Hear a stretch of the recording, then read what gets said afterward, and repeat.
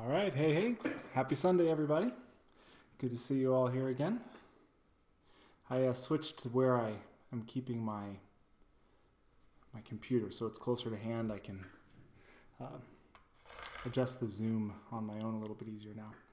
A little bit closer to me, you can't quite see the broader picture of what I'm doing quite as well, but that's okay. Everybody having a good day so far? Hope so. Just to kind of give you an overview of where we're at, I'm going to be working on Allie again today. So she's by Black Veil Models. In past videos, I showed how to do the flesh on her. We did the face. We did a little bit of a tattoo tutorial. Tatorial. I didn't even mean to do that. And I started working on her cotton undershirt last time. So that's where we're at the moment. Today, what we're going to be working on is I've decided to do her leggings that go down and tuck into her boot. Decided to do those leggings in a camouflage pattern, kind of a darker green and brown camouflage. So I'm going to be working on that today. If there's time, I'm going to continue to work on her t-shirt a little bit, and we'll go from there. Also, the last couple days, I know I started these guys on my streams that I did on Wednesday and Thursday night, so I'll show them to you here.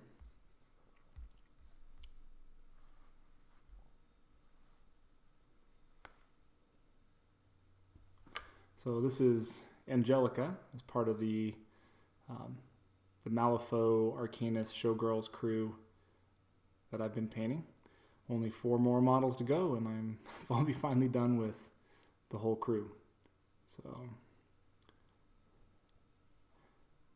So you can, if you want to catch up on my last stream, I was working on Angelica. I did her blue dress on stream.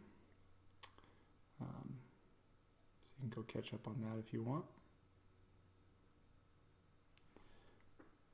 I also finished up Carlos, so the fire dancer guy.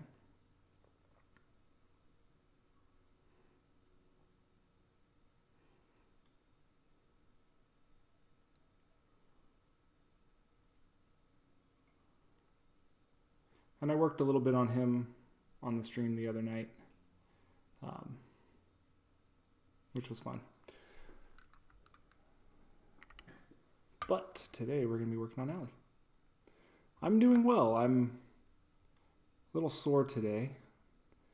I did a really long painting session yesterday. I probably painted for a total of 12 hours or so yesterday. And then went rock climbing this morning like I usually do. And my buddy and I were pushing it. We were trying a couple of new routes that were at the top of our difficulty level, and we were struggling with them, and that involves a lot of falling, and just tweaked my back a little bit. I have a bad lower back, so. But any day that I get to rock climb and paint is a good day, so I'm happy. How about you guys?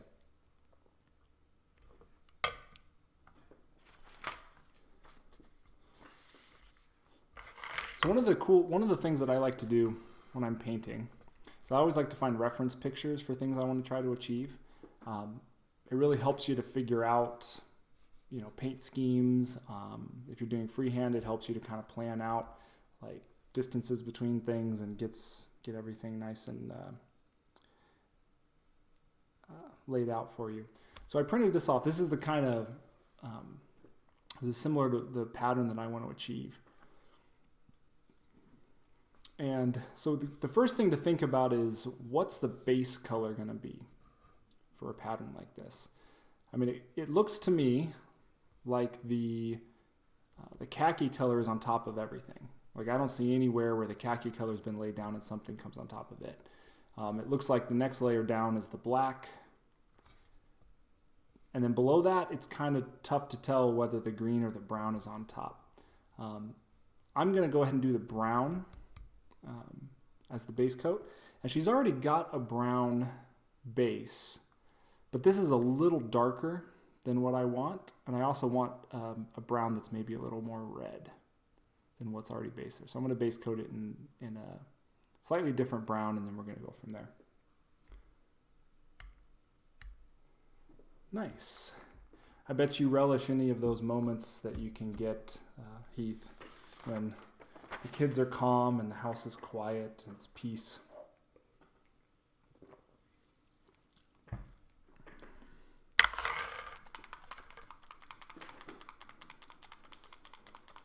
Hey, Pack Team, what's up? Yeah, I was really hoping that, I don't know, I said on a previous stream, I ordered all of the war front, I always want to say war colors, but that's not right. The war front paints from Scale 75, which are the more historical paints. They're meant to paint like World War II type models, and so they have the most amazing selection of colors for camouflage.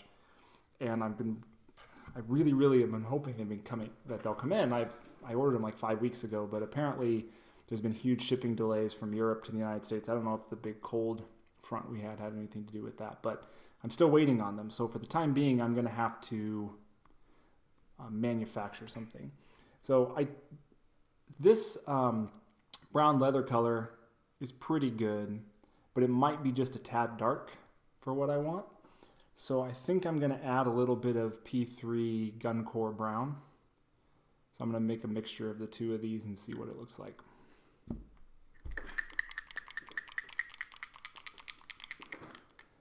Hey, Josimo, how's it going? Is that how, I'm not sure if I pronounced that right, but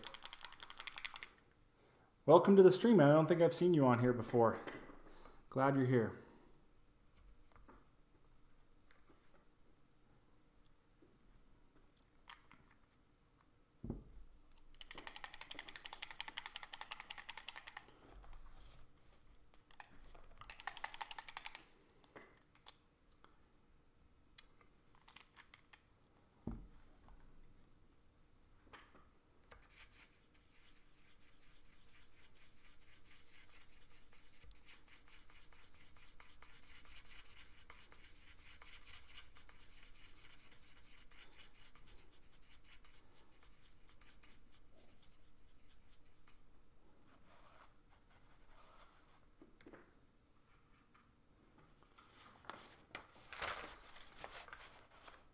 So I'm actually, what I'm doing here, I'm just going to paint right onto the paper, sort of see how it goes.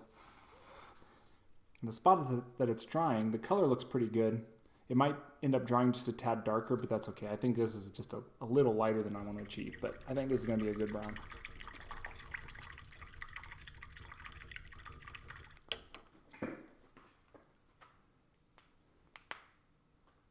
You finished one model in 7 years? Hey guys, I found a painter that paints slower than I do. So I'm happy that you're here, Trasimo.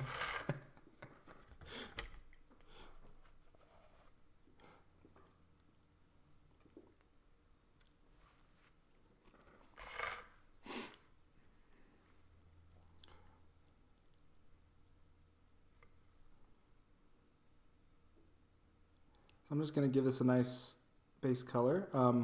We've talked before about the importance of thinning your paints. I probably won't need 2 coats on this just because it's already got a brown undercoat and because I'm going to be painting over most of this anyway with the rest of the camo color, but even if it takes 2 or 3 coats to get a really nice finish, you want to thin your paints. It just gives you a lot nicer finish, better surface to work on, cleaner results. Always thin your paints. One of the things when beginner painters start, that's one of the early mistakes that they make, or that they just don't know. Nobody's told them that you shouldn't paint right out of the pot. Thin your paints. Good things will happen.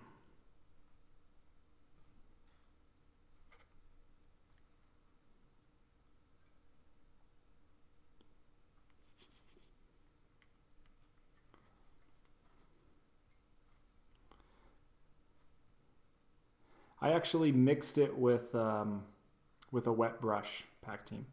So I did water it down.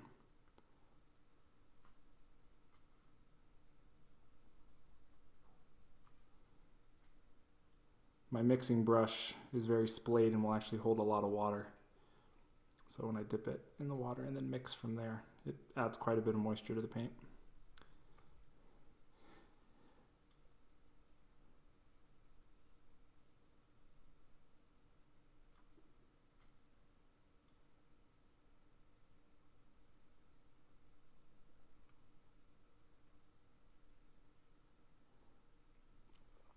Paint consistency is a really tricky thing to try to explain to somebody. I mean, it's easy for people like me to just say comments like, thin your paints.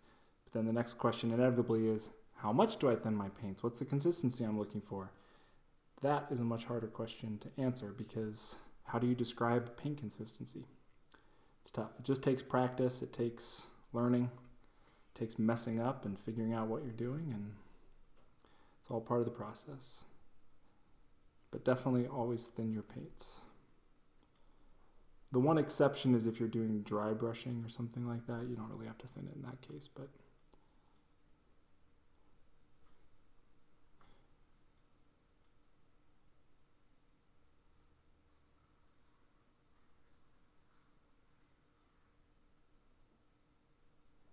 in fact, Games Workshop makes some technical paints that are dry brush paints that are very thick and dry to start with.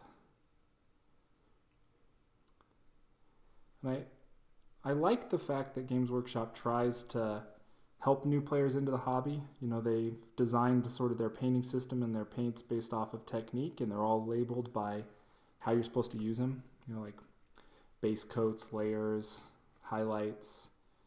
It can really help a new player.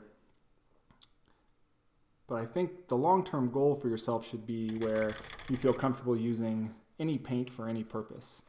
And you can control the consistency of the paint to make it do whatever you want. To be a base coat, to be a layer, to be a highlight, to be a wash or glaze or anything that you want it to. But it just takes practice and working with paint consistencies. Dry brushing is not a sin. I said, everything's a tool, man. Proper tools for proper jobs. In fact, I do tons of dry brushing in two different circumstances. One is when I'm working on bases. Dry brushes do really, really good job of working on rocks or textured surfaces to make bases look really, really realistic.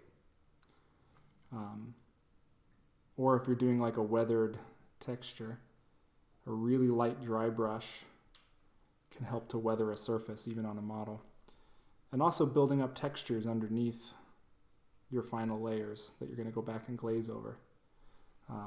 That Etten Giant that I painted, I did a lot of dry brushing on his leather before I went back and overglazed with some brown paints, made some black scratch marks and things like that. But there's dry brushing underneath that to layer texture.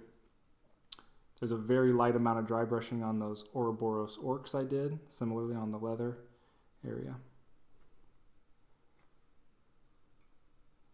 Trying to think if anything else I've done recently has dry brushing in it, and I'm also not somebody who likes to tell other people how to paint in the sense of, I can give you advice about what I think works better, but I'm not going to stand up here and say that if you dry brush, you're doing it wrong, or if you like to use GW washes, you're doing it wrong, just because I don't use those techniques as much as some other people. There's no right or wrong way to paint.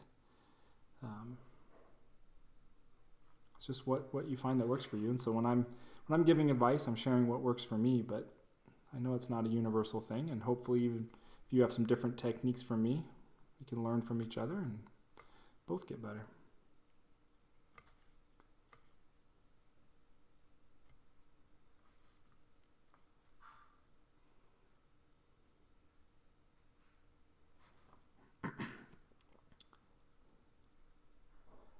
I read your question. I'm I'm thinking about how I want to respond to that. Edge highlighting makes me rage. Yeah, the the heavy metal style, like we said, it was kind of always meant to help painters to achieve decent effects without needing a lot of skill. It's kind of aimed at the beginner painters.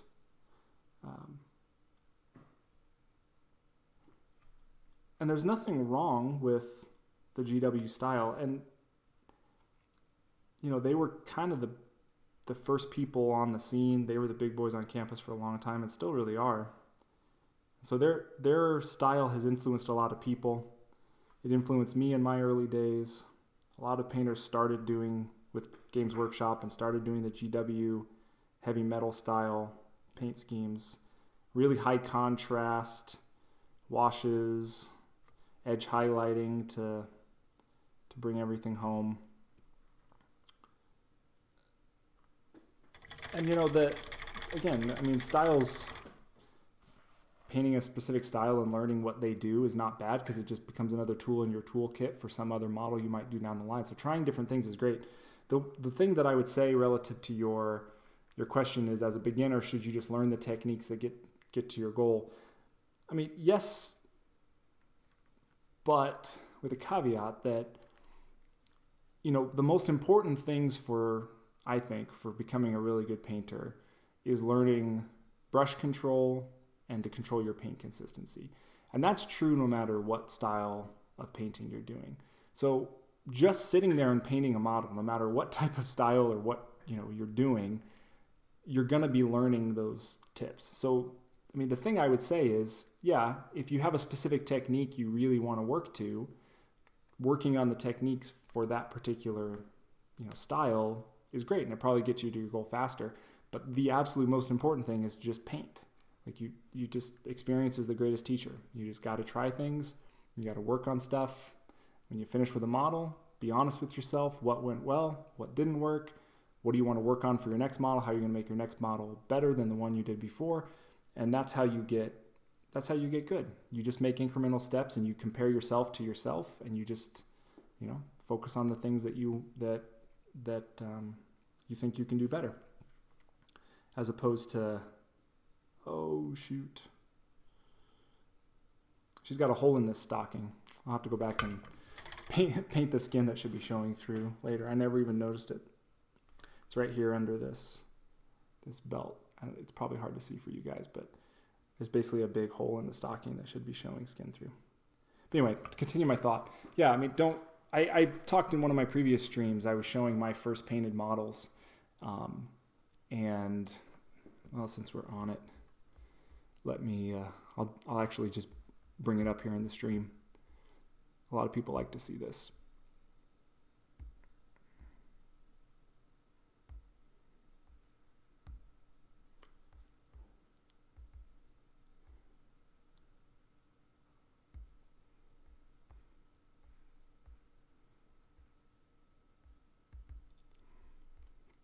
So those were my first painted models. And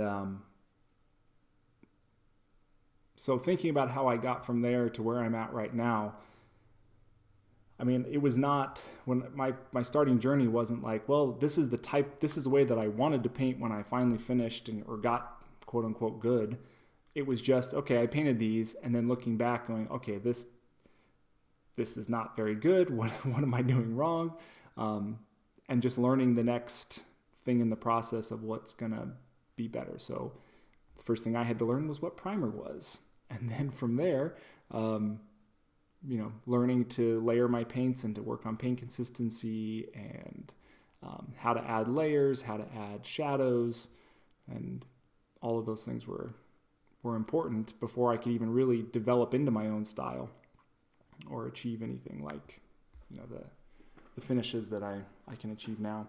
And it's cool to have a goal for, what you want your ultimate models to look like. But what I've found, and I think this is true for pretty much every painter I've talked to, is you end up developing a style that's completely your own. You're never going to start painting and your stuff's going to look like whoever it is that you're trying to do. You're just going to develop differently, and you're going to develop your own little tips and tricks and things that work for you.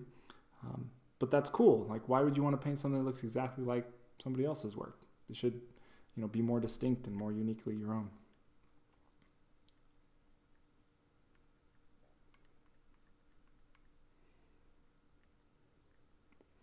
Yeah, exactly. And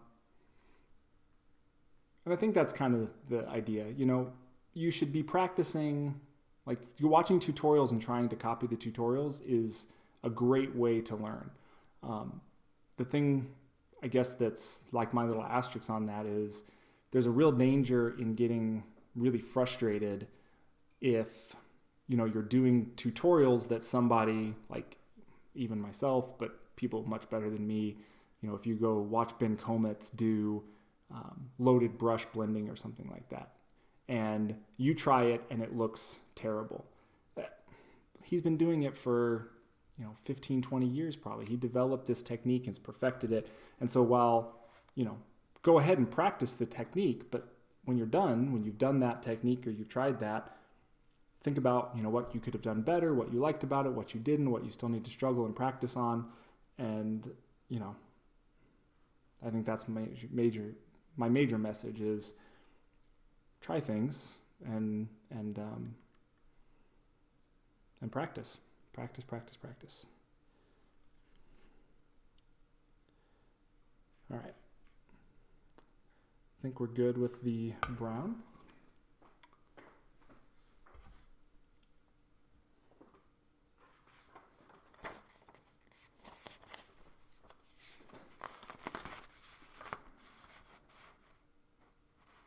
All right, so once again, I don't have a great green that looks exactly like this either. There's a green, like P3's Trader Green. Where are we at here? It's not quite as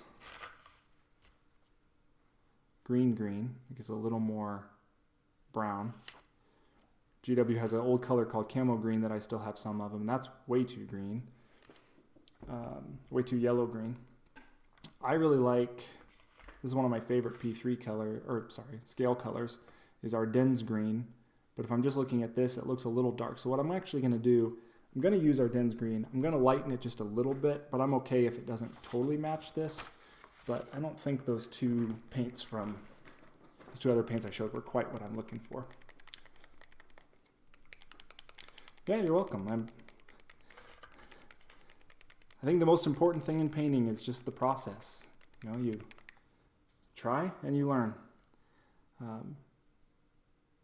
If you watch a previous stream of mine too, I was showing the showgirl models that I had worked on a few years ago, and then the showgirl models I just painted recently, and I was showing the difference between the two and talking about how I progressed. And you can only ever get better little by little. You don't wake up one day and go from a beginning painter to somebody who's creating masterpieces. It's a long journey. Just try to focus on getting better from one piece to the next. Actually, let me see what this looks like straight. So it is a little darker. Actually, looks like it needs to get a little grayer. So I am going to try to add a little light gray to this to lighten it. Do I have something even a little bit lighter than this?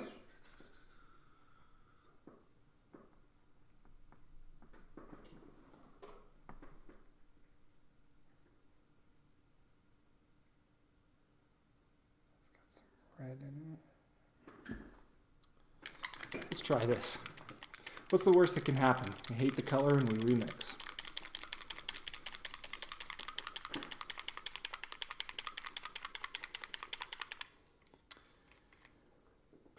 It was I'm trying to remember which stream it was.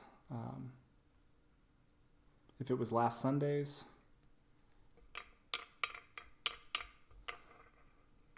I think it might have been last Sunday's stream.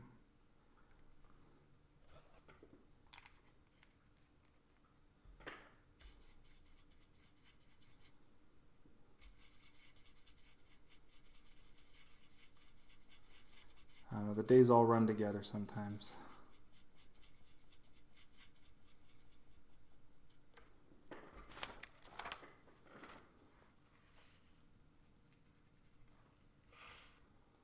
I think I'm going to go with this. I think that looks pretty good.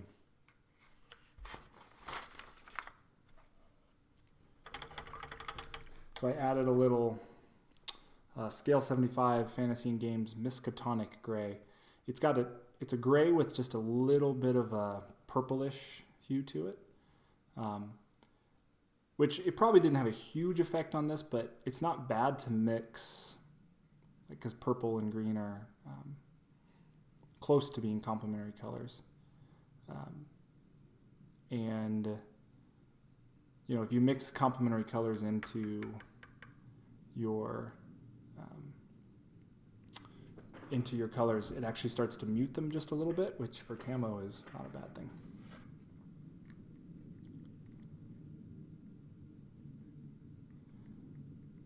Yeah, that is exactly about wet palettes. So somebody asked me one time, I use a paint well, I don't use a wet palette.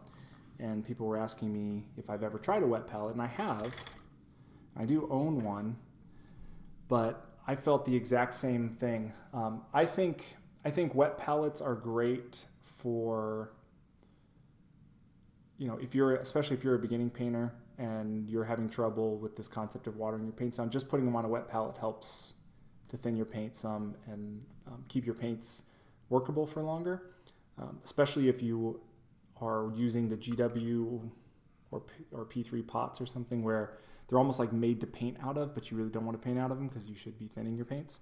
So I think they're really great for that. And I'm also not going to really knock them because some of the best painters in the world use wet palettes. But I find exactly like you, I find it almost impossible to control my paint consistency on the wet palette. And because a lot of my painting relies on carefully controlled paint consistency, it's kind of a nightmare scenario for me. So I quickly jumped ship off of that.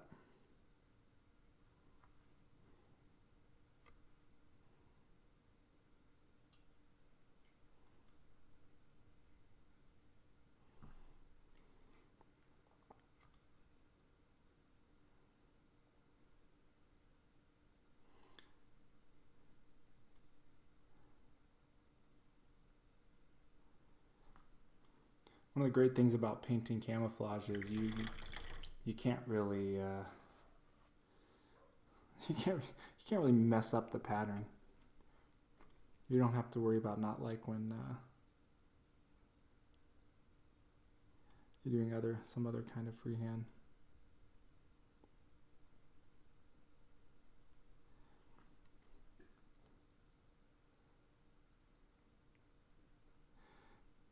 Yeah, a lot of people do their own,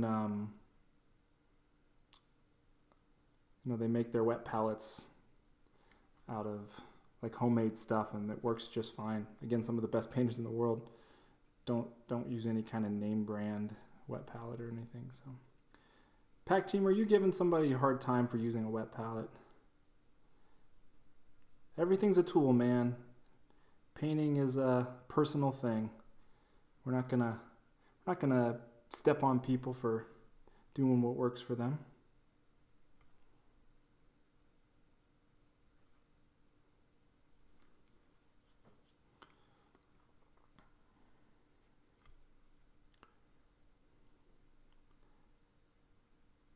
I'm starting to think I might need to lighten this green even further. Not because the color's not right, but because I'm not getting quite as much contrast on the small surface as I'd like. So the green and the brown are going to be a little hard to distinguish from a little bit of a distance. So I'm going to lighten it a little bit more.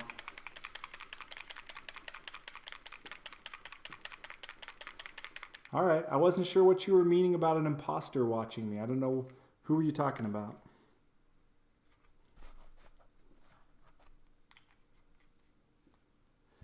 What's kind of interesting about the ice cube tray idea is that if you get some like some pockets, like some separation. It's good. The other thing I found with the wet palette is sometimes like the paint gets runnier and it starts to move around. If you've done little sections, then sometimes your paints start to mix themselves. You don't really want that. So that intrigues me. I'd be interested in seeing a picture of how you've got that set up. All right. This I think will work a little better. Ah, I see. I think she's in the other room watching. We have a family function later tonight, so we have to leave pretty soon after the stream, so just got to get some things ready for that. But she's being quiet in the chat.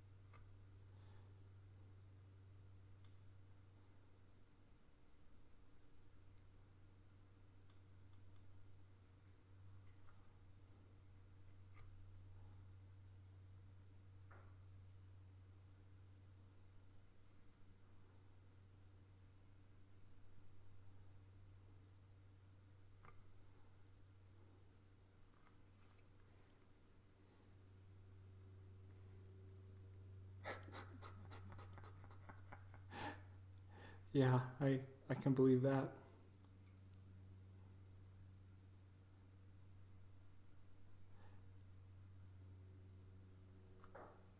It's like this, I have a towel down underneath all the stuff on the table, protect it all, and you probably should use an old towel, right? Not one of the good bath towels.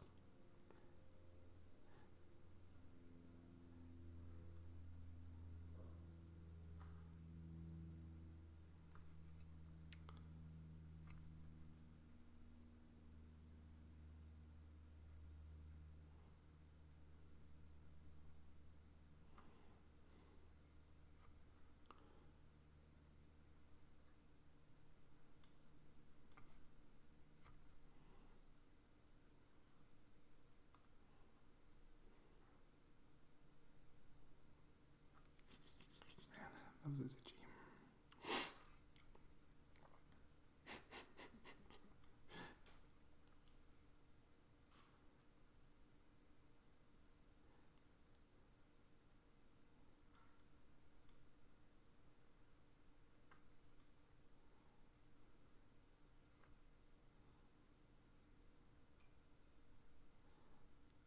Just don't try to use the excuse, like, hey, Alan said that everything's a tool and I should use everything in my toolbox.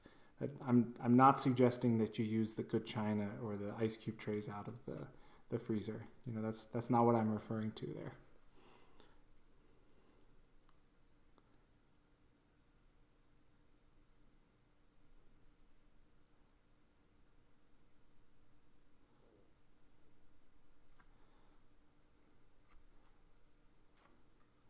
I'm actually going to let you guys in on a little secret here.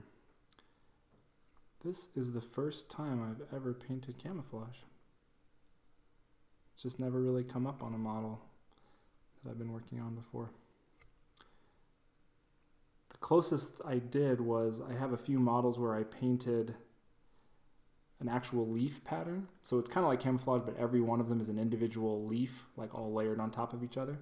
So it's kind of like camouflage, but I've never painted sort of the army camo look to it.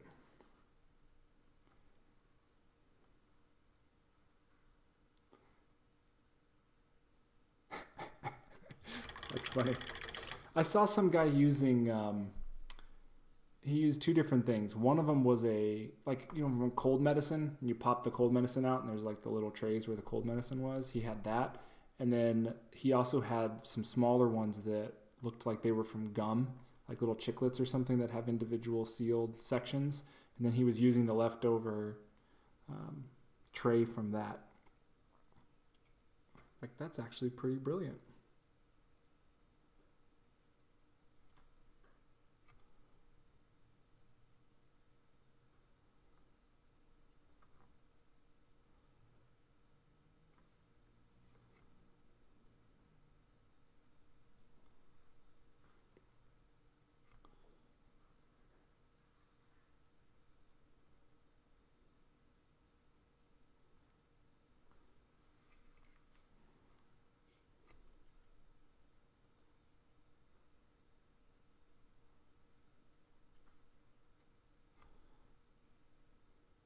So next Sunday, my friend Gray will be on co-hosting with me. I mentioned that in my stream the other night. I'm very excited by that. He's a really fun guy to hang out with. And the story of how we met was is a fun, interesting story that we'll share on stream, but looking forward to that.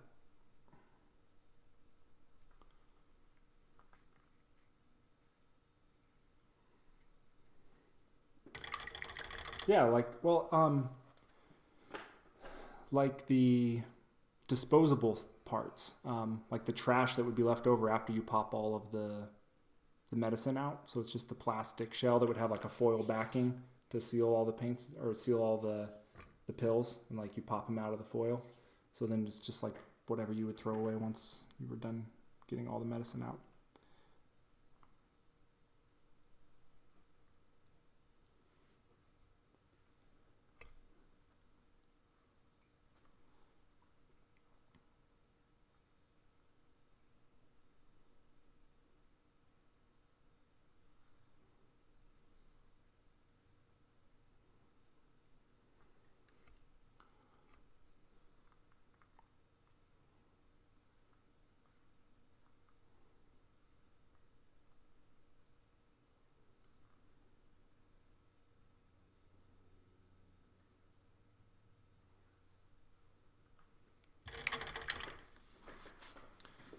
I'm liking how this is looking so far. I think it's going to look like real camouflage.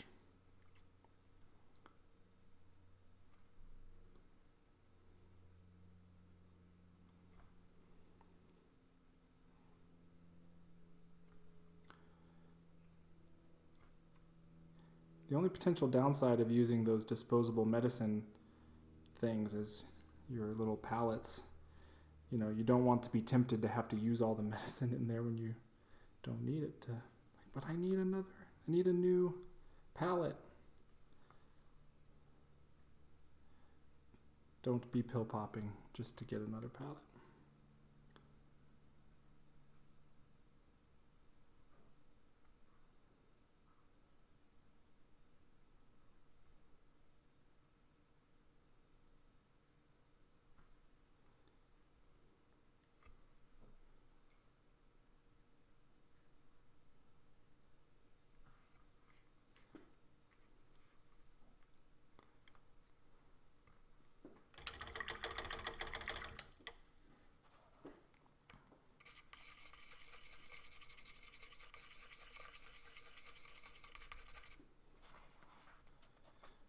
I could see something like those, those ones, the weekly pill pocket ones, the plastic, might not be the worst thing if you want to mix paint into, like if you're doing a bigger project and you want large amounts of paint and you might want to take some breaks between. Closing it up in that might keep it from drying out a little bit. It's like a bunch of little individual closable paint wells. Could work.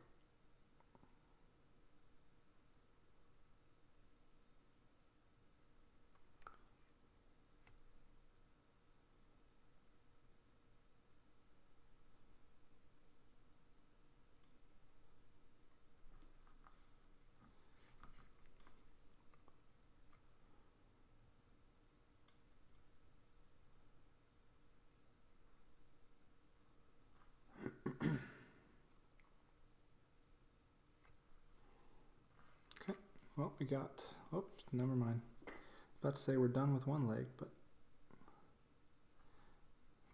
Not quite.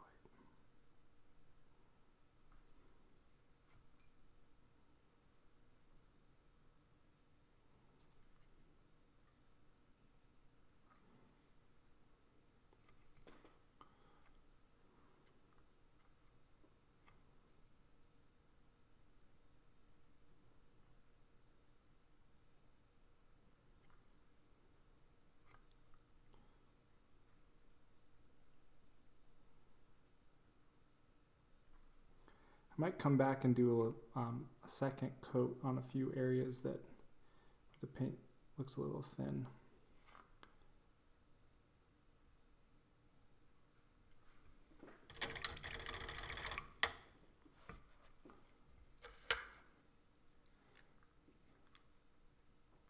Yeah.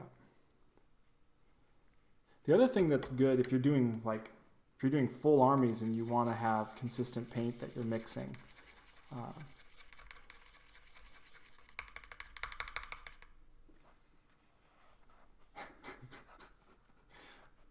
That's funny. So these bottles you can get on like Amazon for pretty cheap. I can't remember exactly, but like 10 or 12 bucks, maybe 15 bucks for 50 of these. And so if you are mixing paints for your armies, you could actually mix them in full bottles. And then the bottles are gonna stay sealed and keep your paint fresh better than something like that. But that was more I'm thinking about over the course of days.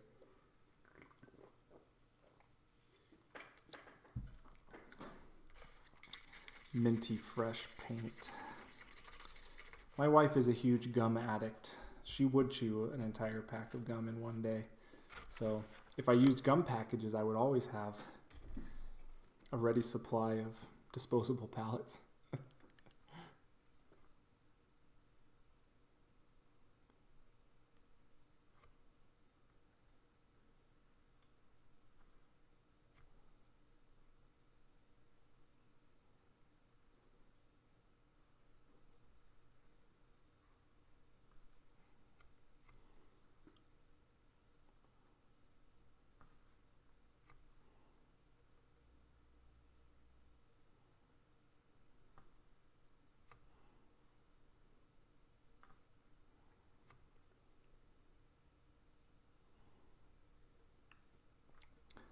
But just thinking ahead, what we're eventually going to do with this camouflage is once it's all painted, I'm going to use glazing to add shadows. When you're doing this many colors on top of each other, it's really not feasible or even worth your time to highlight each color individually and try to make something that looks like cloth with normal highlights and shadows and things like that. So rather than try to highlight and shade every individual color, camo is a pretty unified look on a piece of fabric. So we're just going to create shadows after everything. So we're going to glaze over it with a darker brown color and just slowly build up shadows, and the shadows are going to be unified for the whole thing then. And we're going to follow the contour of where we have shadows for her skin, the flesh on the legs and things, to kind of guide where our shadows go. Help carry through the light sources that we've already started to suggest.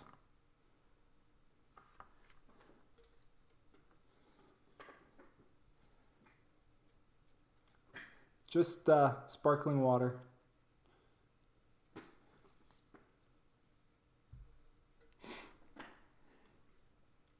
I realize my camera is backwards, right? This looks like it's my left hand. It's got like a mirror image going on.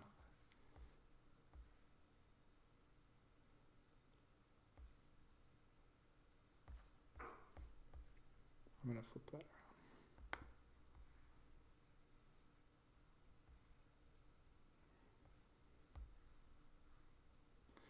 There. That's actually correct. I'm right-handed, not left-handed.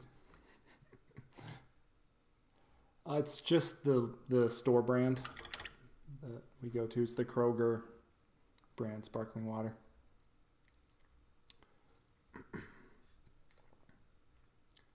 Yeah, all paints tend to dry darker than they go on. When they're wet, they reflect more light and they look lighter.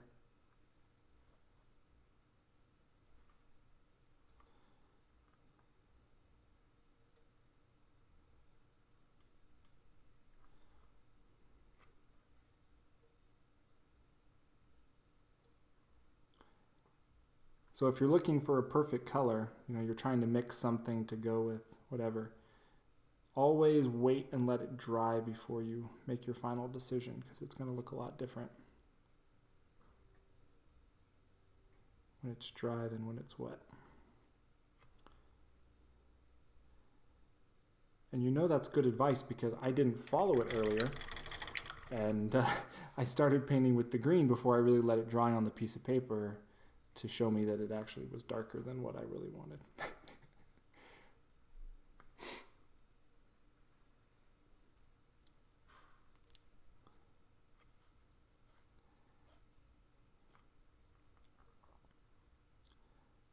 But I'm okay making mistakes.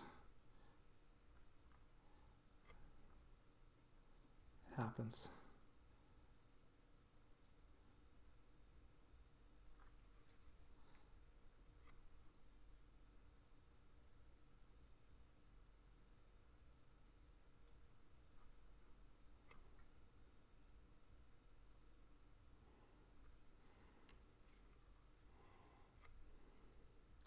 Is anybody out there painting while they're watching the stream today?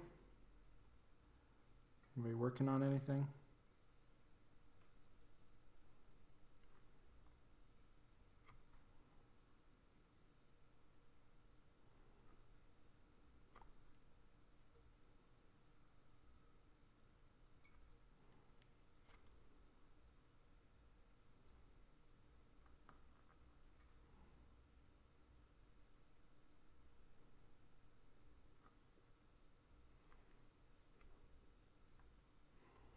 Nice, welcome back. I don't really know what Rosie Lee is. Is that a brand of coffee or tea or something?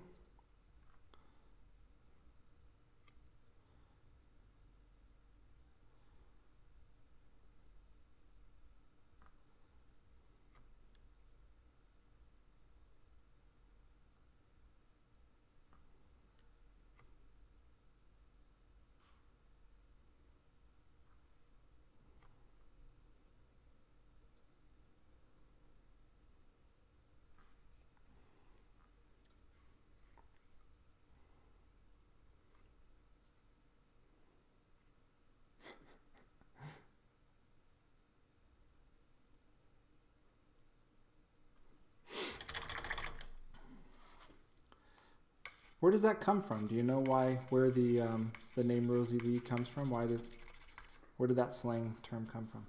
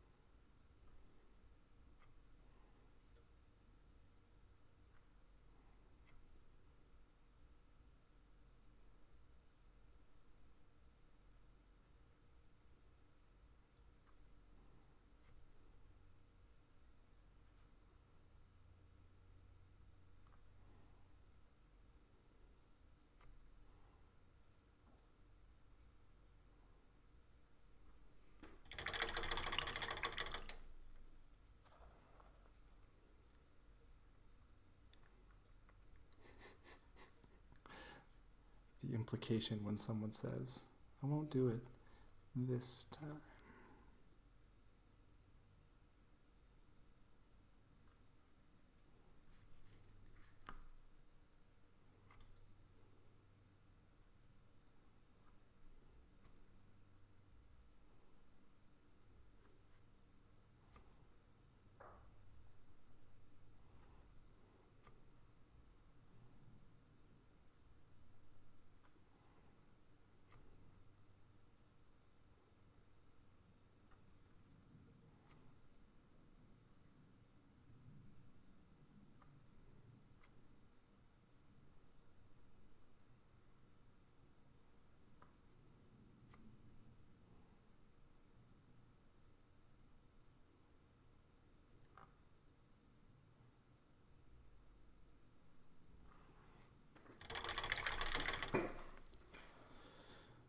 let's see if there's any spots I want to put a quick second coat on.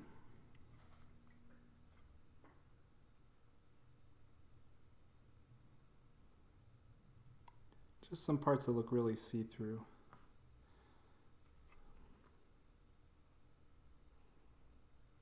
Probably hard to see on the stream.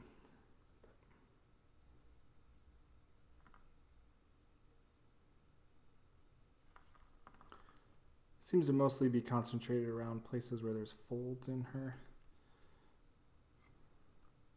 Folds in the cloth because the paint tended to collect down in the recess away from the raised edge.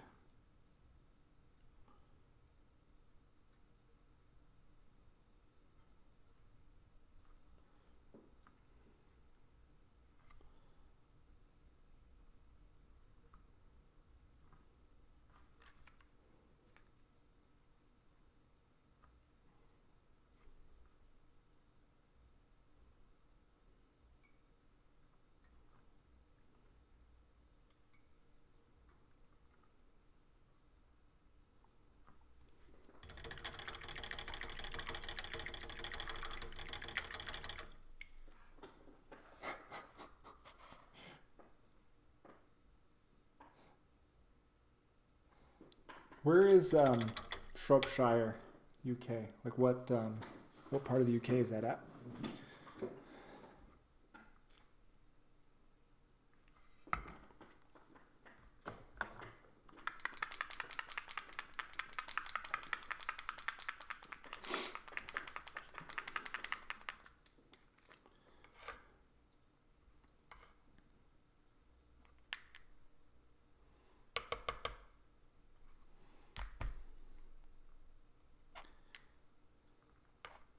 Spent a summer in college studying abroad in the UK and Ireland. And it was kind of cool. The way the summer program worked was you signed up for the program through the university, and then the professors who were sort of responsible for us, kind of like chaperones for the trip,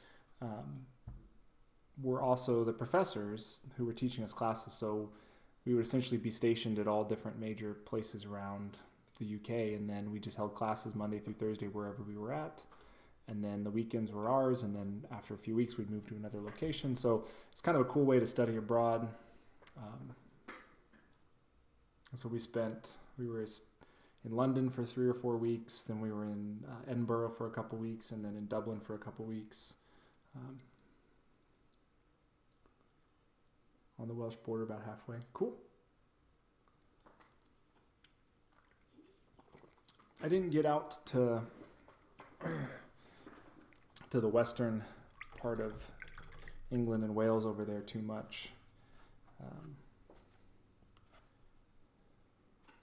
Definitely want to go back. My wife and I took our honeymoon in Scotland then, because I wanted to go back after my study abroad experience, and she had never been out of the country, so we went to Scotland for our honeymoon, and I'd love to go back and see more of the UK.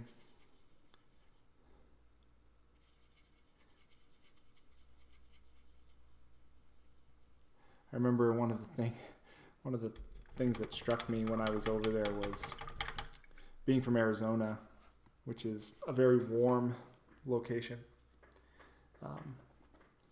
It seemed like almost everybody I met, I stayed in a lot of bed and breakfasts over when I would tour around on the weekends, and then when my wife and I were over there, and we would stay in bed and breakfasts.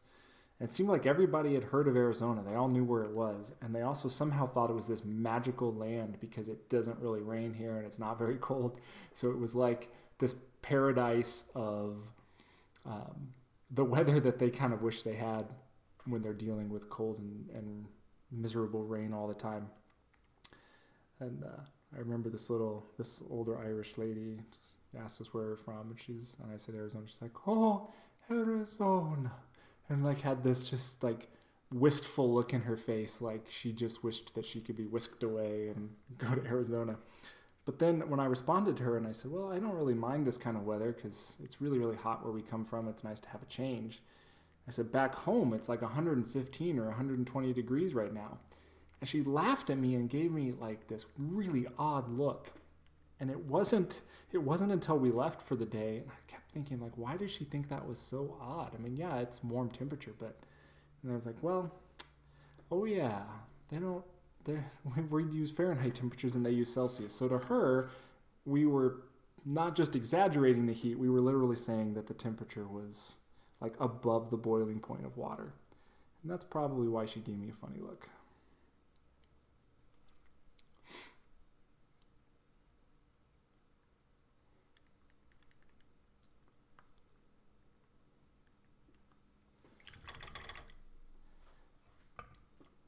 I'll show a picture real quick. Not of Gila monsters, but let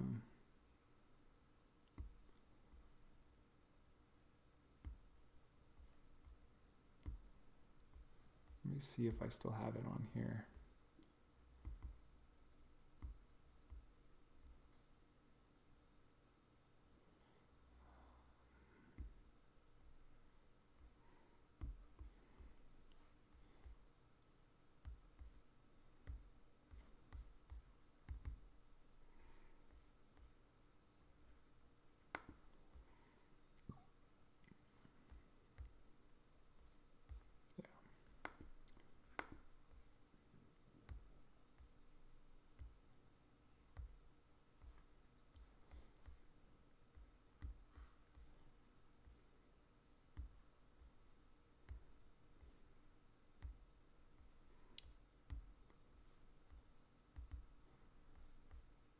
So this is a Roadrunner.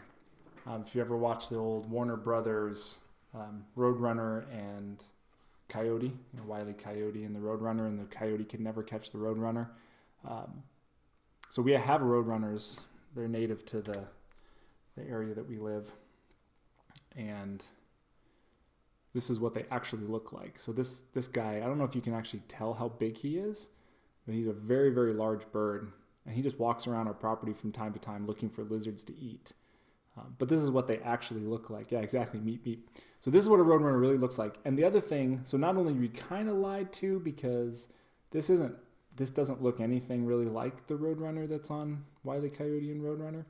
The other thing is that Wile E. Coyote can never catch the Roadrunner in the cartoon, but in real life, a coyote is much, much faster than a Roadrunner.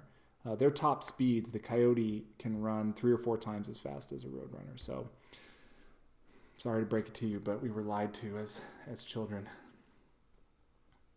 about a number of things, but this is one of them to add to the list.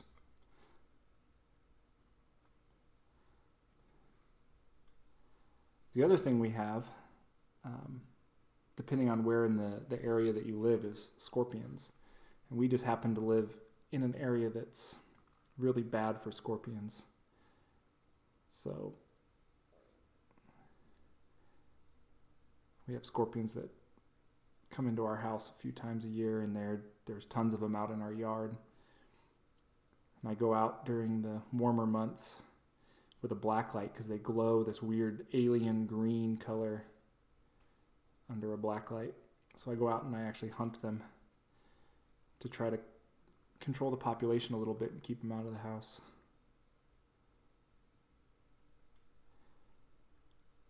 I've never seen a Gila monster in the wild. I've seen them in the zoo, but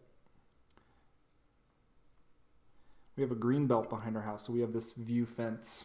So you can see behind me, we have block wall fence that usually separates houses, yards from their neighbors. It's pretty common in this area. But our back wall is like more like a metal fence that you can see through, because we have just a big like park behind our house. And we have a lot of coyotes that will just like trail through that area. Sometimes they'll just come right up to the fence if you're in the backyard and just like look at you.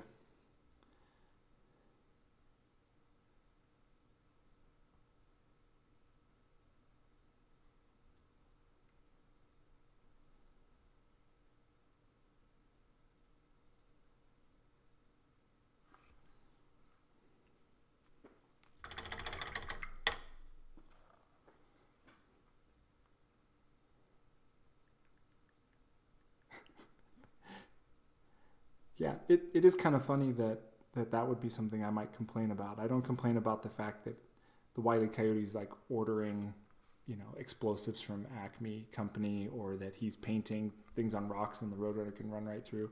Yeah, but the thing I complain about is the fact that the Coyote should actually be able to catch the Roadrunner. What does rad scorpions mean? Radioactive? Like, are you talking about radioactive scorpions? Because they glow? I posted a picture on my Twitter a few months ago, back in the summer when I was scorpion hunting. If you want, I could try to see if I can find that picture on my computer and show it to you guys, of what they look like when they're glowing under the black light. Just let me know and I'll search for that picture.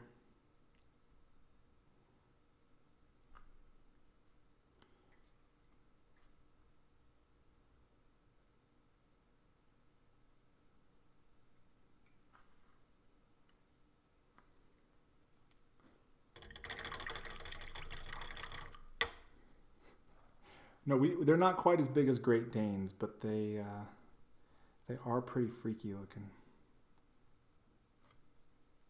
And what's wild about them, they're so camouflaged. They're just the color of desert terrain.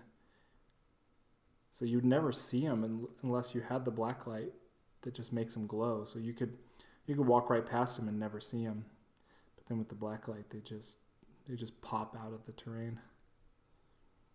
Bad luck for them. It's not a very good evolutionary trait to have once humans invented flashlights that cast black light. All right, thanks for stopping by, Mr. Heath, and hanging out, and enjoy your time with your kiddo. Hope to see you back before the end of the stream, or if not, I'll see you around next time.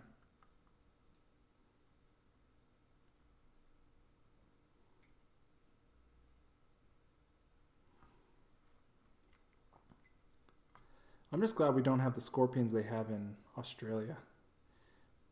Some of those scorpions are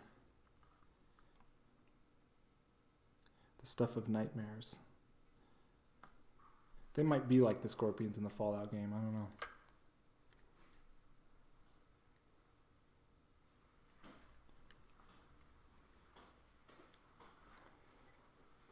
There's you can stomp them, but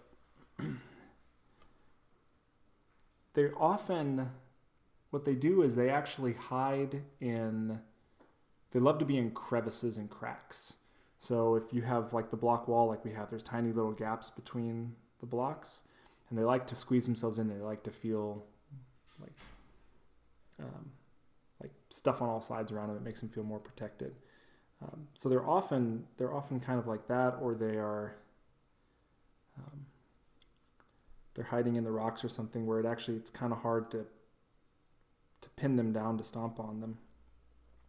So they make scorpion spray that kills them within about a minute after you spray them. So if you spray them, you can just walk away. And it's sad. I always feel bad. Like, I wish they would just not bother us, but I don't really want to go around killing all of these living creatures, but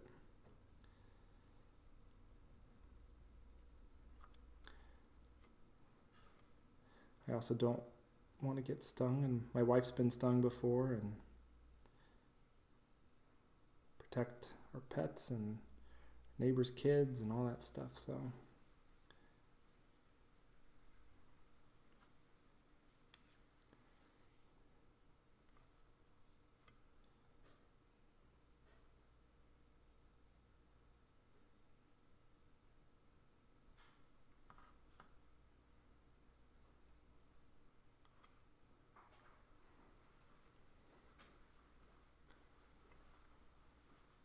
yeah, the Black Widows, oddly enough, I've never seen one inside.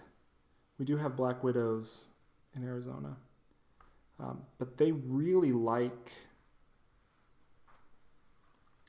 garages. in places outside. They don't tend to actually come into houses very often, at least not in this area. So I've never seen them inside of our houses, in any of the houses we've lived in. I found them in my garage several times, and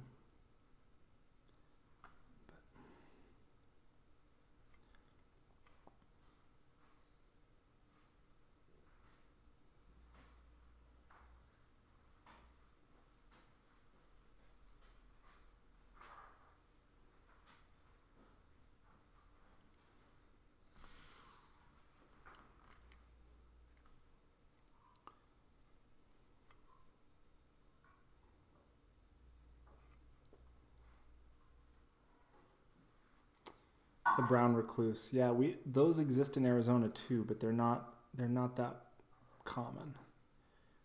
But those are supposed to be really nasty little buggers, really tiny and hard to see, and they're very, very venomous.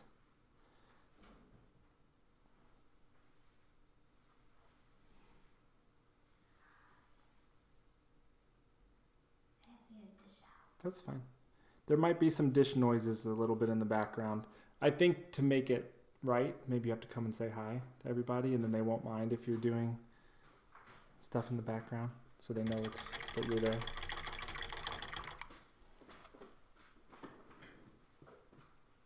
Hello, everybody. Hello. Nice to see you. Well, I can't see you. Yeah.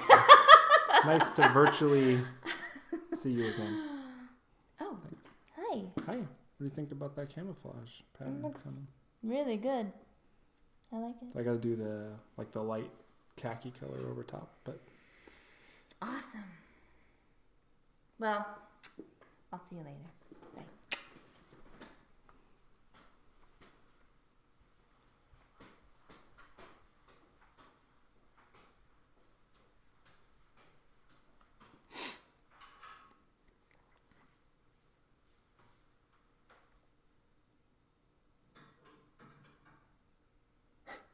are false widows like spiders that have the same coloration, but they're not really poisonous, but things kind of stay away from them because they think that they're black widows? Kind of like the garden snakes that look like they're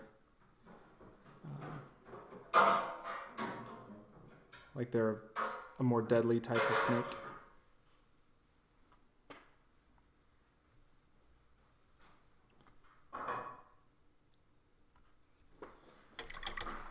Right.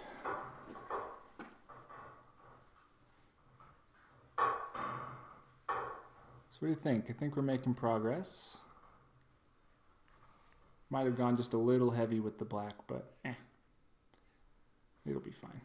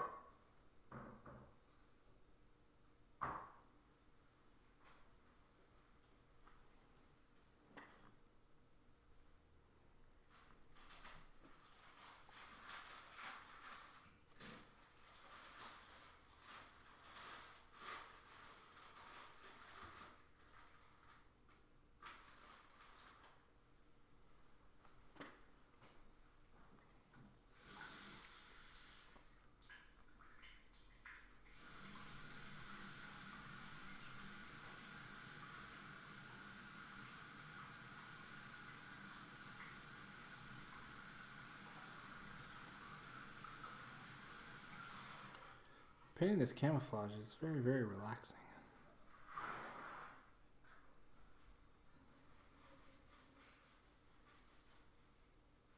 Kind of fun to just put little squiggles everywhere haphazardly.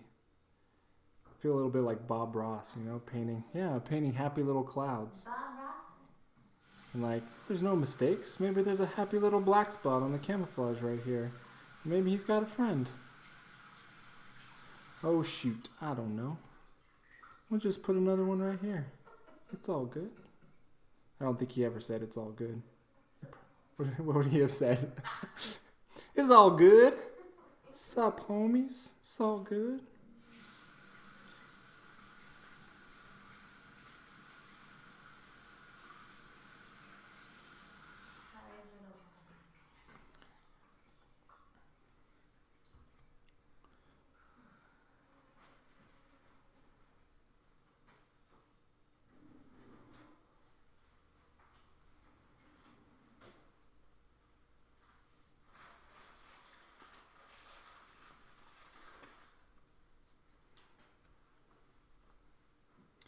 Yeah, that's one of the things about the Scale 75, the basic line. So they come in, they have 3 lines. They have just the scale color, which are, the labels look like this. And they all have a very matte finish, especially the black. The black is like super matte. I love the way the black comes out. Then they have their fantasy and games line, which I showed. They have this label on them. They're a little bit more satin finish. Then they have their Warfront line, which I ordered, but I don't have yet, so I can't quite tell you. My understanding is they're more like the scale color line, so they're more the matte finish line. But yeah, I really, really like them. I like the pigment concentration in them. I love how they are when you thin them. I love using them as glazes. The main difference, not just the finish, but the scale color are thicker out of the bottle than their fantasy and games line. And so having an agitator in them is good. I actually have a nail polish shaker that I use to shake them because they need a lot of shaking, and I want to preserve my elbow and wrist. But the fantasy and games is more like a little bit more watered down, thinned out in the pot. But the scale color ones, you definitely have to thin before you use them. How are the cats? The cats are good. They are sleeping at the moment. No. Well, one of them is sleeping at the moment. Diego is over. I can see him right now. He's curled up in his cat bed with his head upside down, and he looks super content. Sancho is pestering Alyssa as she prepares the appetizer dish we have to bring for tonight's family dinner. He's being a little bit of a butthead, probably, as he is prone to.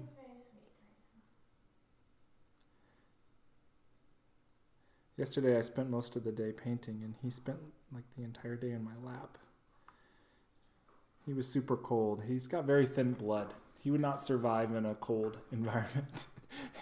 It gets down to like the 60s or 70s here, and he acts like he's chilled to the bone and needs to be in your lap constantly. Takes after his mama. Takes after Alyssa. She needs blankets in the summertime.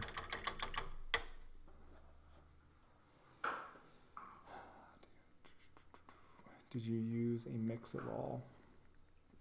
Bought some stainless steel ball bearings, ruined my paints. Yeah, if you just buy them like from a hardware store, I did that one time too. I bought the entire set of Vallejo model colors way back in the day and put stainless steel ball bearings in them, and they rusted out and ruined all of the paints.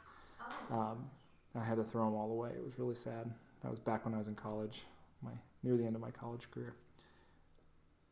Which, having to throw out all those paints as a college person who, couldn't really afford to throw that much paint away, was really sad. The ones I use, I do actually have stainless steel ball bearings in mine right now, but I get the ones from MIG, so they're an actual paint company, and they're meant to be stored in paint. So they're they're much higher quality. I've had them in for like 14 months, I think now, and I haven't seen any signs of corrosion in any of my paints. So they're good. So you get a good quality one. I know there's other options for agitators. The thing with the scale colors is they're so thick that trying to put like the glass beads in instead, the glass beads don't really have quite enough weight to them to do the job with the scale paints.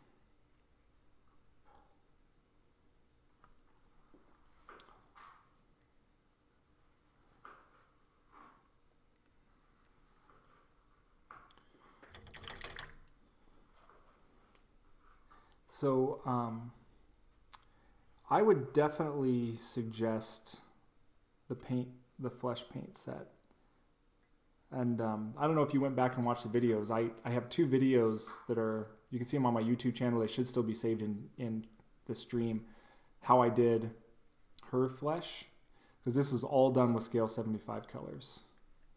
So I'm just constantly amazed at the results I get when I use their flesh paints with the techniques that I've been using the last couple of years.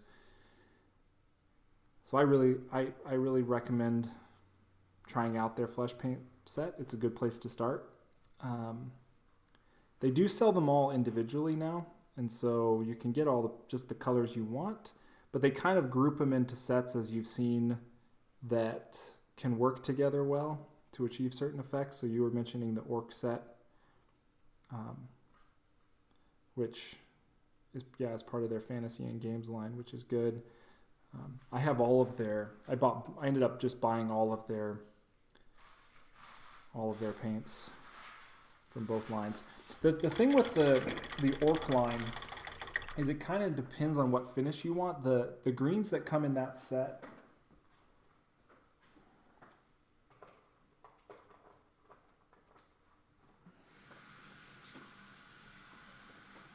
so it's like these colors here. Mern green is not too bad. It's a pretty decent dark green. It's got a little bit of a blue undertone to it. But like the other colors are very again, it's probably kind of hard to see, but they're very fantasy green. If you're going for a more realistic green tone, I'm not sure I would recommend those sets, but if you want a little bit more of the fantasy orc, then that set is just fine. I prefer the greens that are in their scale color line, like the Ardennes green is my favorite green that they make. And I'm excited to get their Warfront paints because I think my impression is that they have a lot nicer selection of natural looking greens and browns, which is something that I'm hoping to get more of when I get them, because the greens and browns are my biggest complaints about the scale color. The colors of those I really like, but just as a whole, like I'm not hugely in love with their selection of greens and browns. But anyway, so I think the camouflage is looking pretty good. I'm going to do the last layer. Cool. Watch it on fast forward because it's like 2 sessions, 4 hours total to get the flesh tone down on this larger 75 millimeter model.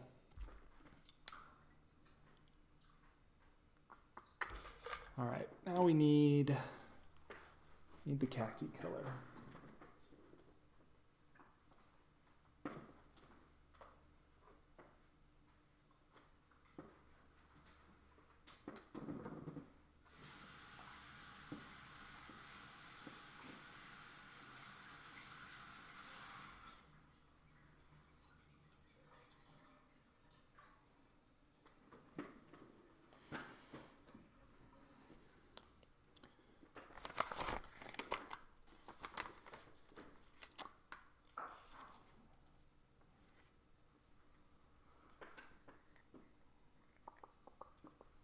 I'm thinking I'm going to go with this color, Thar Brown.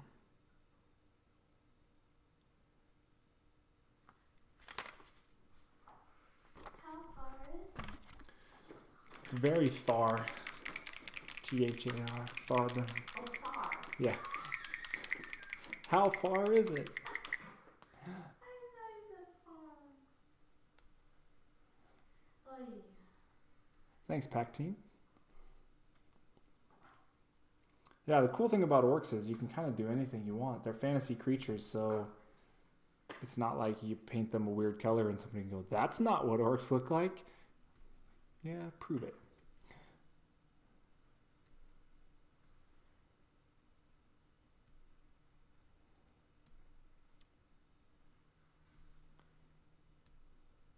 Yeah, I think that's good. The thing that I found that revolutionized my flesh tones is the overglazing that I've been doing at the end. So building up the layers through lighter colors, to get the different textures and to transition from dark to light, and then going back over and glazing to reintroduce the really rich color that skin usually has, and then to introduce some color into the shadows. So I show doing that with her in the second video. So the first video of the 2 skin color videos for her is just building up all those layers, all the texture layers of the highlights. The second video then is the glazing and going into the shadows and restoring the tones to her skin. In that second video, I also do the tattoo to show how to get some reasonably realistic looking tattoos. Pretty sure that's all in that second video of hers. So check that out. The other thing I would suggest for fantasy skin is on my website, so gorillawithbrush.com. If you go to the blog section, I have a whole bunch of tutorials and project logs that I've posted on different places online. I'm trying to move them all to my website, but so far I've only got 2 there. But one of them is the Ouroboros orcs that I painted, the orc diorama. So if you go and look at that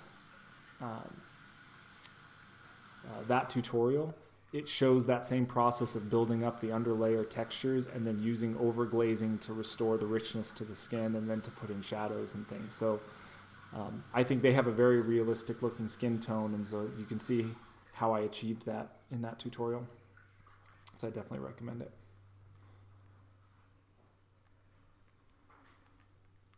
Said they ate too many carrots.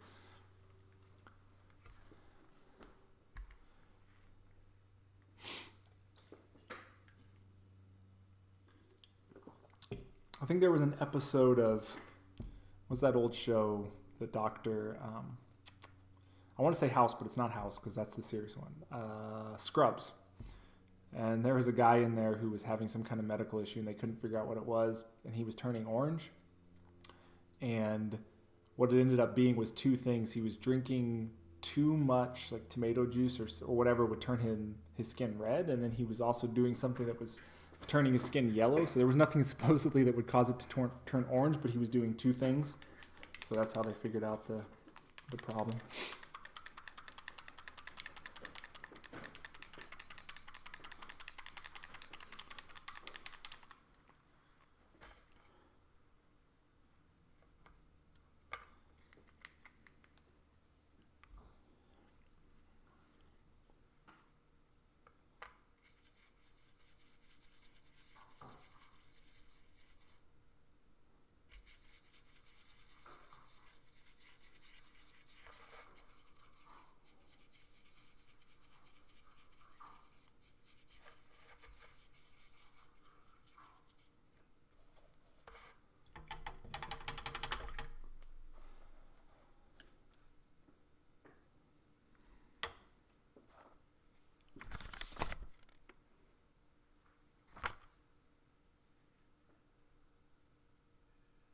So it looks to me like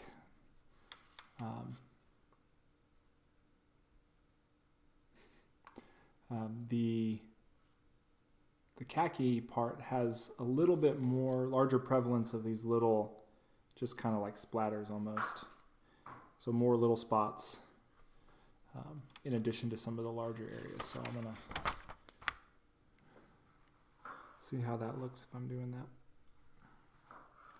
Now what's tricky is this is the lightest color, but it needs to go over top of darker colors. So we'll see how well that goes. I prefer to not have to do this in too many layers, because the more layers you do on something like this.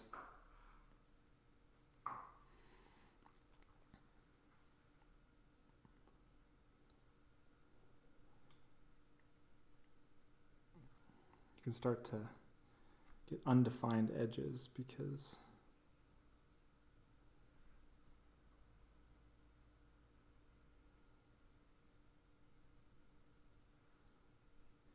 I'm going to thicken the paint up a little bit.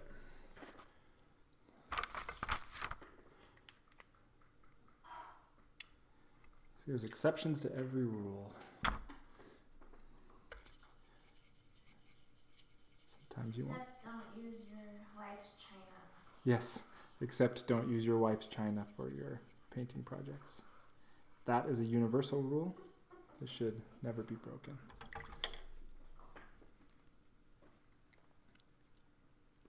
Oh, thanks.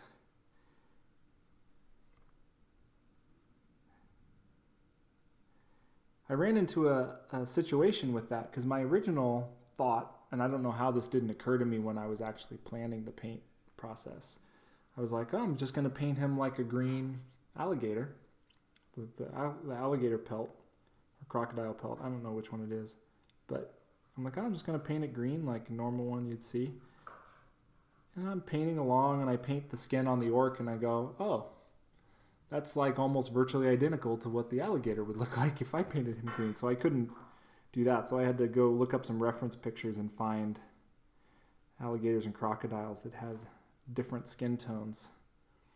And so that particular pattern was based off of a reference picture I found.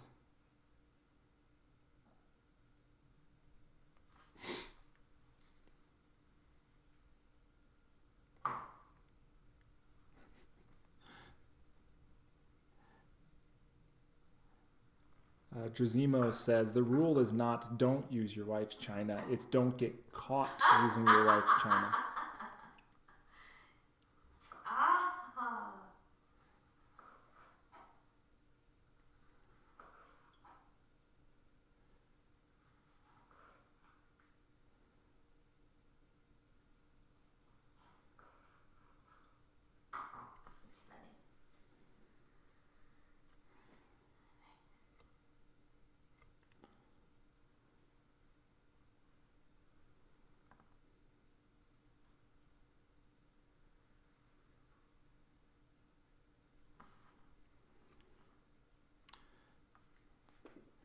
I think that looks really good. What do you guys think?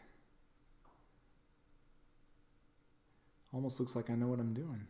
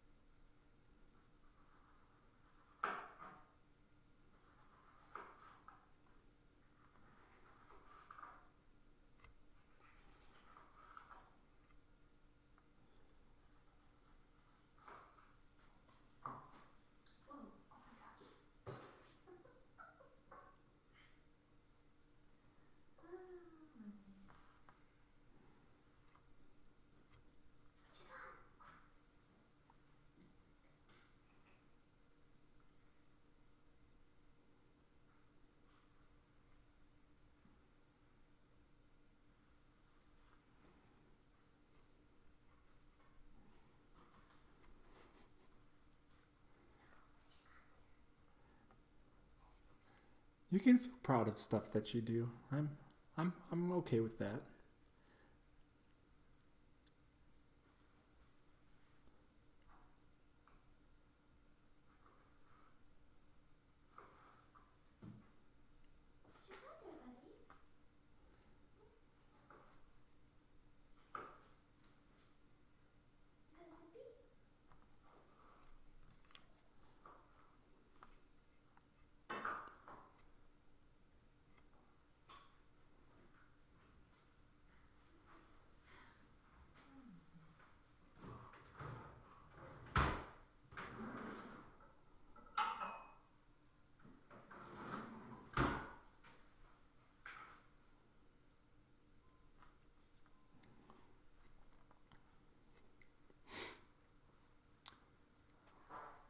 So I am a huge fan of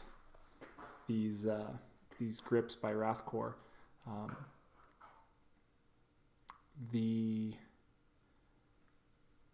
For almost 20 years, like I painted miniatures holding on to them, and I would always have to paint this part that I would hold on to last because all the paint and primer and stuff would rub off of it. But these holders are fantastic, and they're not, you can just stick them on a cork or something, and some people do that, and that's okay. But I really, my favorite part of them is the bar. Since I'm working on her legs, you don't see me using it to the full extent, but you'll see it's resting against my hand here, so I'm not actually touching her at all. So it keeps her away from my hand while still keeping her braced and very steady. And then when I'm doing really tight detail work, I can actually rest my hand on the bar, so you're braced really, really close to where you want to paint, and then you can do the detail work, and you have a lot of control over your brush. And again, you're not touching the model at all. So I'm a huge fan. In fact, I think he should start paying me a commission or something, because I can't tell you the number of people I've referred to his website. My cat is flipping up one of his toys right next to the table. He's having a good time, so if you hear something, that's what that is. It's a really odd toy. It's got a whole bunch of feathers, so it kind of looks like back in a pattern. It kind of looks like from badminton, one of the birdies, except the head is a zebra head. Don't ask me why, but it's like a badminton birdie with a zebra head. We call it Zippy.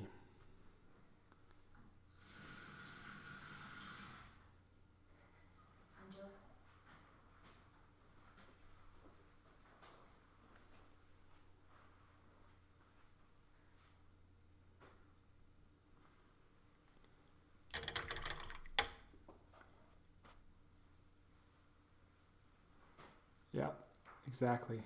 And that's one of the great things about these bars. And I mean, it's not like these holders are super cheap, but they're not that expensive either. I think 20 or 25 bucks,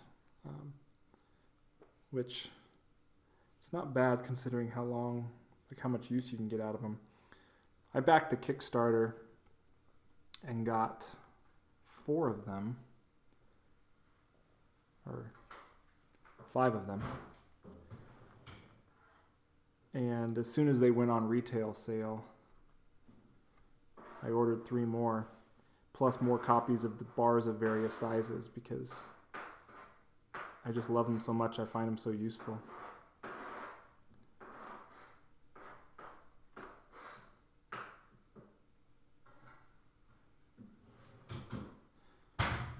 I know the guy who makes them. He does follow my pages, because I see him like and retweet some of my stuff that shows off his holders, because all my work in progress pictures always show his holders on them.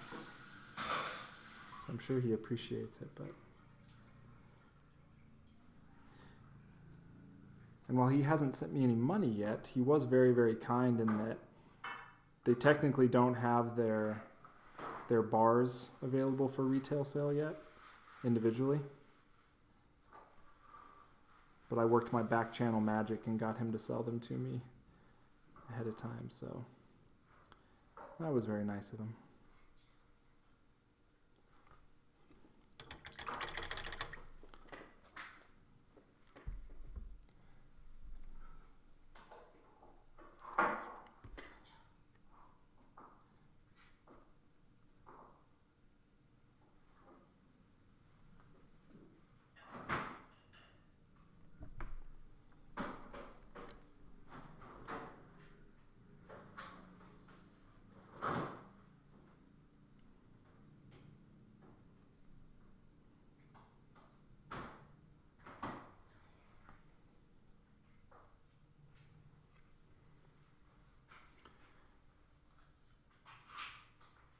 I would definitely recommend them.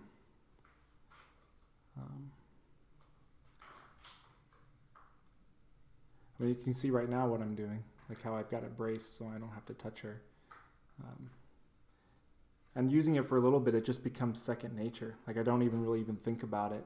I just turn the bar as I need it. I move my hand around and it's very comfortable.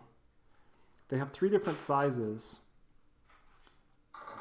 This is the largest size because she's a pretty large miniature. So this is the largest size bar. I have heard some painters complain about this size because I have pretty big hands. I'm a big guy, I'm 6'2", and my hands are fairly large. So like this is how it is to hold, maybe this is a better view. This is how it is to hold this size model in my hand. And you can see it's kind of at the limit of what would be comfortable to hold. I can't really open my hand much wider than that, so it's at the extreme. It's not super uncomfortable for me, but I know some painters who have smaller hands really just find this one unwieldy and hard to use. The 2 smaller sizes are, I just happen to have them right here. So I have Carlos on the medium size, so he's a little bit more comfortable to hold, and smaller. And then smallest size is really easy to work with. Fits in your hand really nicely. I like the smallest size the best. It is the most comfortable, but not all miniatures fit underneath it. And ideally you kind of want you want the height of bar that's the closest to the top of the miniature. You don't want a lot of extra space above, because then you're kind of elongating where your contact points are relative to where the model is.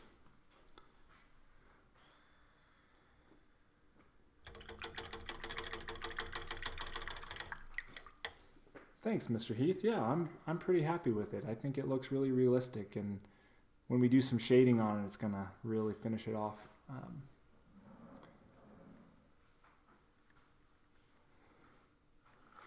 Do they come with the cork? Yeah, they come with. They just come with one of the standard corks that you pop out, and then it has it basically pinch holds your model.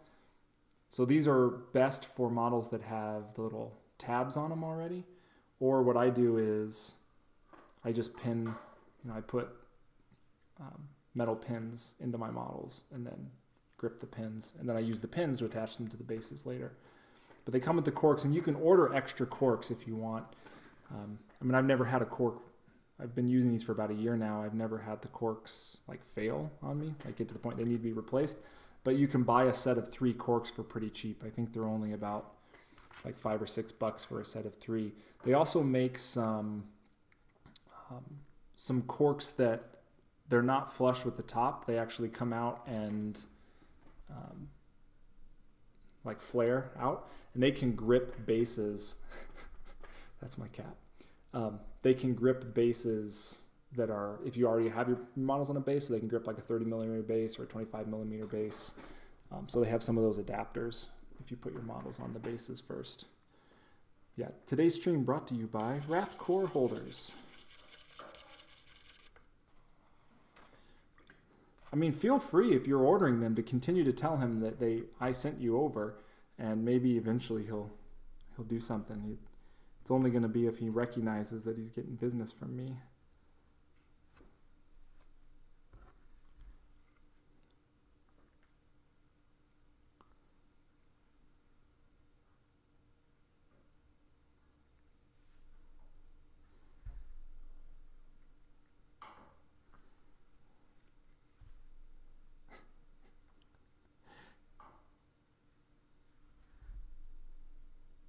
Cat is just rubbing his face all over the laptop lid. Oh no. That's okay.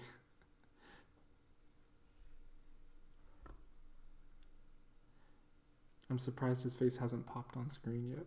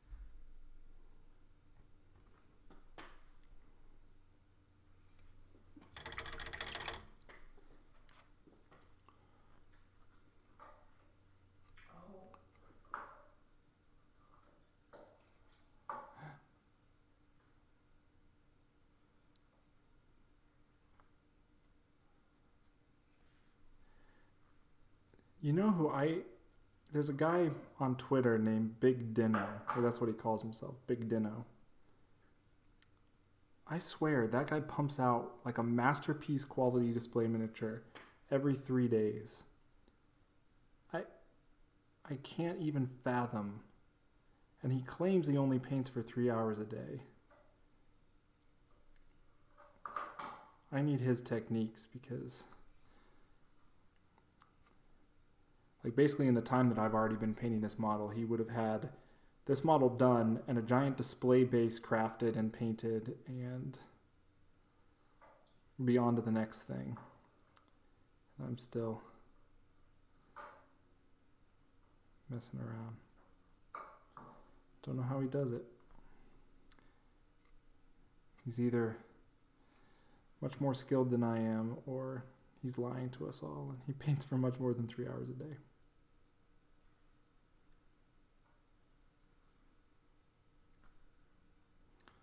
He's a fantastic painter. If you don't follow him, I definitely recommend it. He produces really nice stuff. Visual treat.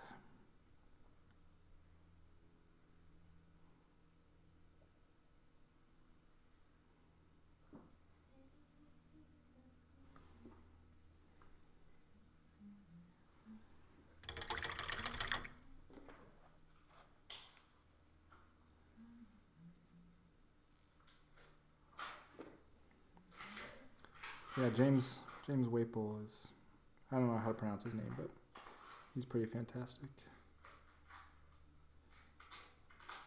as well. There's a lot of great painters out there, a lot of people worth following and picking up tips from and just being inspired by their work. We really live in a nice golden age of the hobby where it's easy to get access to people who we can learn from and be inspired by. Back when I started in the hobby, pretty much was just White Dwarf magazine and things like that, because the internet wasn't really big yet. People weren't really sharing their works on the internet widely.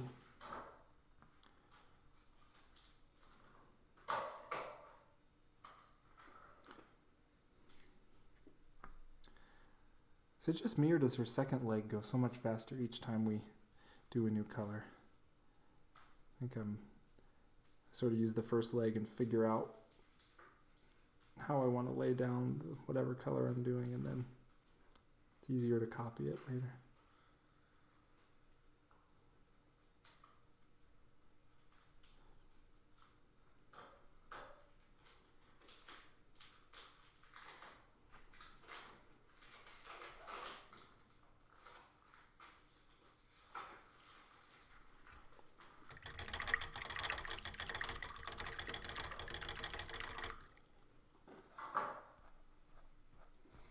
Well, thanks, Pack Team. I appreciate it. I said before that the freehand stuff on miniatures is where I really love to go to town and make them unique and my own. So, I'm going to turn the focus. All right, so I'll give you guys a nice up-close look at the pattern.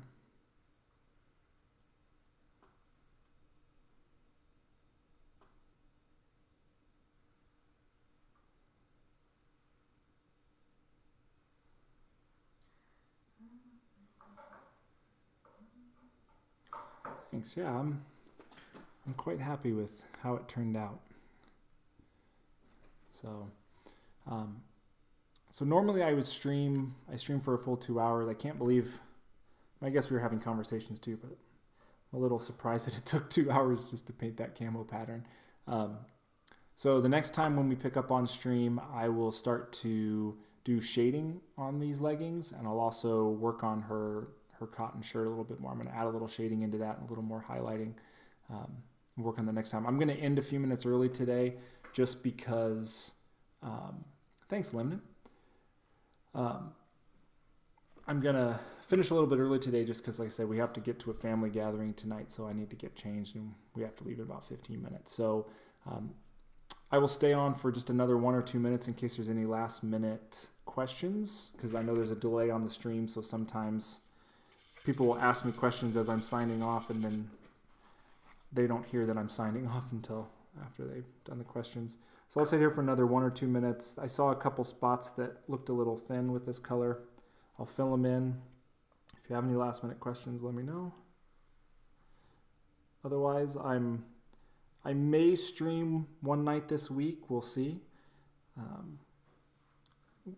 Wednesday or Thursday tend to be the nights that are a possibility for me to stream. But I'll definitely be on next Sunday. And again, my friend Gray will be co-hosting that night. So don't miss it. It's going to be the same time.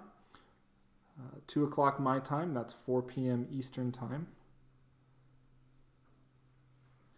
I think next week might be Super Bowl Sunday, but I think that will squeeze in before the game. So if you're a NFL fan, you should be able to catch both, or at least the beginning of my stream before the game starts.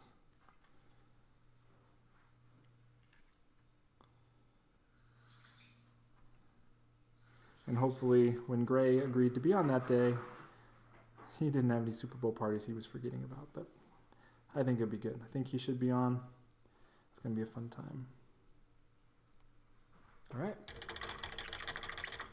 right, guys. Have a wonderful rest of your weekend and a good start to your next week, and I'll see you around. Thanks for joining me today.